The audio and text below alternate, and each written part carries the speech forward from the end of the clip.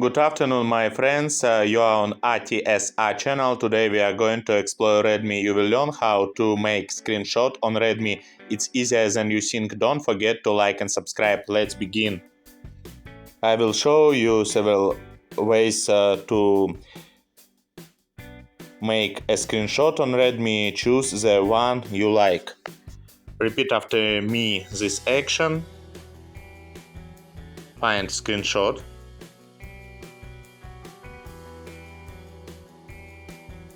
Then tap on settings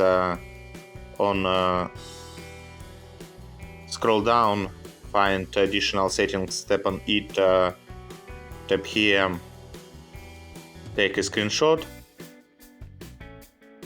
Remember these steps, and of course don't forget to enable these two features.